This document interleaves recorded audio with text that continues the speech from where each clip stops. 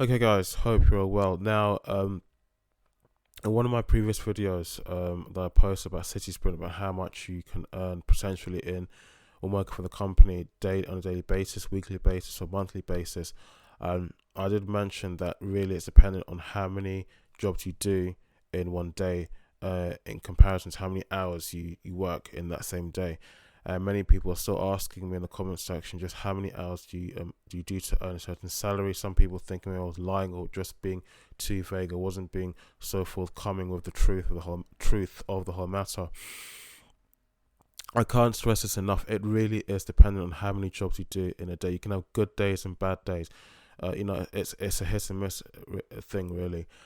So some people sometimes can start your day at 7 a.m. and finish at 7 p.m. or maybe 12 p.m. At midnight that day. You probably just get about 4 or 5 jobs, and that's it. Doesn't really, those jobs were short distance jobs, not long distance jobs. They were just in and around a certain postcode or certain postcodes that were next to each other, and probably you only get paid about, let's say, about 30 to 40 pounds. You know, on some days you can start at the same hours, finish at the same time, starts at 7 a.m., finish at maybe 7 p.m. Or if you like staying longer, you can have a really good day. You've had probably about close to 10, 20, or 30 jobs. um and you do earn a good salary. Other days you may not do as many jobs, but those days we probably be a lot better. We would probably be a lot better because those jobs you get, even if the number of jobs you did do on that particular day were a small number of jobs, because of the distance between picking up and dropping off, was a great distance, a long distance. You get paid a really good salary. So it makes the whole stress and driving and the wearing and tearing to your car or your bike or whatever vehicle you're using makes it worth it. I can give you an example. During the lockdown, I had to pick up a parcel, and this was in the evening on a working day, I think around 7:30 p.m. So I had to pick up some documentation from an office in the city of London, near the St Paul's Cathedral area. And now to take this documentation, it had to be delivered to another receiving point in Bradford, which is a city in West Yorkshire, which is in the north of England. And for that job, I could remember they were prepared to pay approximately £300, but that was just, and I've been working that same day. I think I started work about sometime in the early or mid afternoon, and I'd done maybe about 2 or 3 jobs beforehand, and I only I'd only probably, I think so far the total I earned for that day up until that point was about probably £70 or so.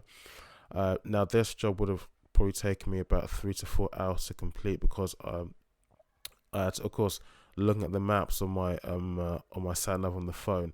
The app was showing about over 100 miles to get to Bradford, and there's probably be the same distance to get back down to London again. But thankfully, it was an evening. It was time during the lockdown, so obviously the roads would not be too busy. And it's a job that I know could have hopefully completed within a fairly shorter space of time than on a typical day, in a typical scenario whereby I would not be in a lockdown, probably be earlier on during the day in the afternoon. But that's just an example of how, you know, I wouldn't have had to put in so many hours to earn the sort of salary. And that's just a point I'm making. It really isn't dependent on how many hours you put in. It really is dependent on how many jobs you complete for that day. So it's a hit and miss.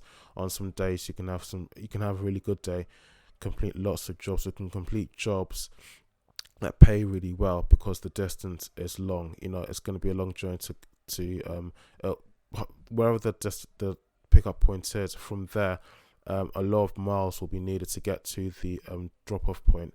So all of that's taken into consideration, and you are compensated for that.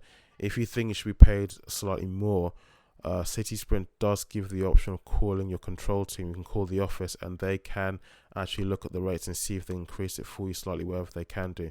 Of course, then again, you are given the option of turning that job away if you really don't feel it's worth your time. So I just wanted to make that point, because people in the comment section on the previous video whereby I talked about this, in terms of my experience working for CitySprint, the sort of salary that I'm earning, people were asking over and over and over again as to the hours, just what does it take to earn a certain salary for a certain day, week or month. And it's almost like people just weren't understanding the points I was making in the previous videos before that.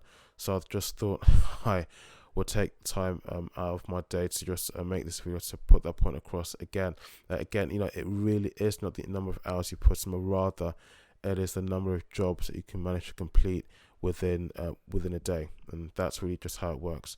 So guys, if you did find that video helpful, please do leave a like. Don't forget to subscribe. You can catch me on Instagram. My account is IkeOjako1, and I have accounts on Twitter and on Facebook where my name is Ike Ojako. Thanks.